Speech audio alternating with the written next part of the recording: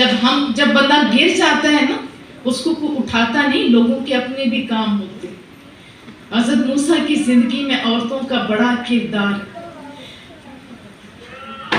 جب بچوں کو مارنے کی باری، وہ ٹائم حضرت موسیٰ کو اللہ نے بچایا، اور جب بچانے کی باری تو حضرت ہارون کو اللہ نے بچایا۔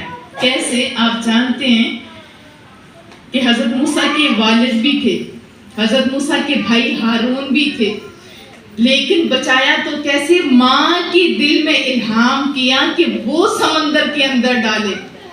سمندر کے اندر ڈالنے کا بڑا کام کس نے کیا؟ ایک ماں نے کیا، اور اوپر سے ذمہ داری ایک بہن کی لگائی۔ چاہتے تو حضرت ہارون نہیں کر سکتے تھے۔ میں عورتوں کو کہتی ہوں، عورتوں اپنا مقام پہچانو۔ ایک جاسوس کا، ایک فرعون کا دیکھیں، اتنے جاسوس تھے کہ پوری دنیا میں نام ہے، لیکن ایک چھوٹی بچی کو اس کی نگرانی، حضرت موسیٰ کی نگرانی کے لیے بھیجا جاتا ہے، اور بڑے بڑے جاسوس پکڑ نہیں سکے اس بچی کو۔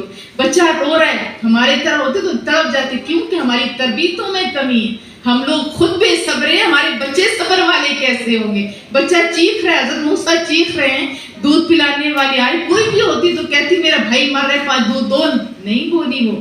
جب سارا، یہ قرآن کا واقعہ میں سنا رہی ہوں، جب رو رو کے بچہ چپ ہو جاتا ہے، بہت جیسے ہوتا ہے نا بندہ رو رو کے سانس ٹوٹنے لگتی ہے، تو کہا میں ایک عورت کا بتاؤں، ادھر ایک عورت رہتی ہے جو بچوں کو دودھ پلاتی ہے، یہ نہیں کہا میری ماں ادھر رہتی ہے۔ ایک بچی کی ڈیوٹی، اور ایک بچی نے وہ کارنامہ انجام دیا، پھر ماں آتی ہے اور حضرت موسیٰ علیہ السلام کو اپنا شیر دیتی۔ تو میں کیا بتا رہی ہوں کہ عورتیں جب اپنا مقام جو رسول اللہ نے دیا ہے وہ پہچانیں گی تو ہماری نسلیں تب کامیابی کی طرف جائیں گی۔ آپ ماؤں کے بارے میں ایک اور بات بھی آپ کو بتا دوں۔ رسول اللہ صلی اللہ علیہ وسلم مسجد نبوی میں تھے۔ ذرا آپ امیجن تو کیجئے، ہم پیسے لگا کے کلیجہ پھٹ رہا ہوتا، کروڑوں لگ جائے، بس رسول اللہ کا دربار مل جائے۔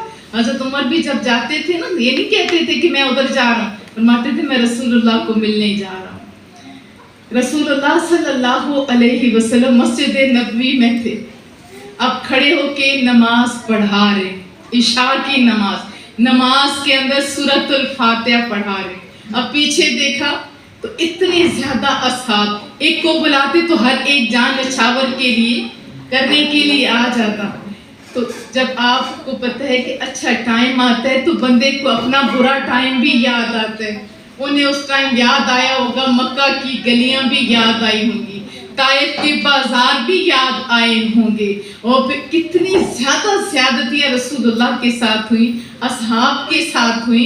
اب لوگ جان کے دشمن تھے، ابھی تو ٹائم وہ ہو گیا تھا کہ ایک کو بلایا جاتا تھا، کروڑوں لوگ غلام کھڑے تھے۔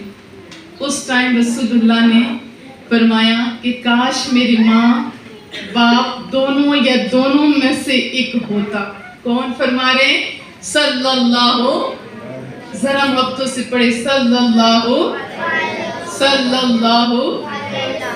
فرمایا کہ میری ماں اور باپ دونوں یا دونوں میں سے ایک زندہ ہوتا، میں محمد نماز پڑھا رہا ہوتا۔ امام الانبیاء فرما رہے ہیں، میں محمد نماز پڑھا رہا تو اس میں سورۃ الفاتحہ پڑھ رہا ہوتا، میری ماں کو کوئی کام یاد آ جاتا، میری ماں محبت سے مجھے محمد کہتی، اور میں ساری نماز توڑ کے پہلے اپنی ماں کی بات پوری کرتا۔